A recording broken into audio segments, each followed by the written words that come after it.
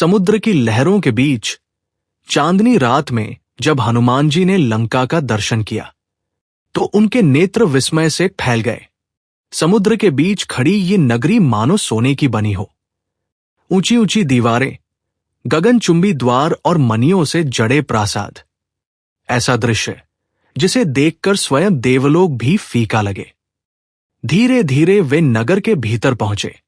चारों ओर सोने से चमचमाते महल, रत्नों से जड़े खंभे और चौड़ी गलियां।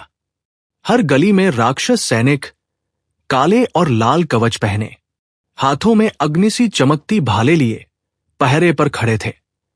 दीपों और मशालों की रोशनी दीवारों पर पड़कर मानो पूरी नगरी को एक दिव्य ज्योति से भर रही थी। आगे बढ़ते हुए उन्होंने सुंदर उद्यान देखे। सरोवरों में खिले हुए कमल, चांदनी में झिलमिलाते जलकण और स्वर्णिम वृक्षों की छाया, रत्नों से सजे बेंच और मणियों से दमकती लताएं। किंतु इस सौंदर्य की रक्षा करते थे भयानक राक्षस। इसी वैभव के मध्य था रावण का राजमहल। उसके विशाल स्वर्ण द्वार ऐसे चमक रहे थे मानो स्वयं सूर्योदय वहीं ठहर गया हो। महल के भीतर अगणित रत्नों से सजे स्तंभ, आकाश को छूते विशाल खंभे और अग्निदीपों की जगमगाहट। और उस महल के केंद्र में था रावण का सिंहासन।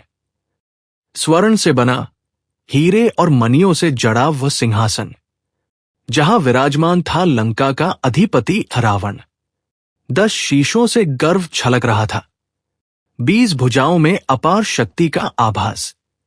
उसकी आंखों में अहंकार की ज्वाला थी और चारों ओर मंत्री और सेनापति शक्ति का प्रदर्शन कर रहे थे। किंतु इस पूरे वैभव और गर्व के बीच एक कोने में मौन खड़े थे हनुमान। छोटे रूप में, साधारण से, परंतु दृष्टि में दृढ़ता।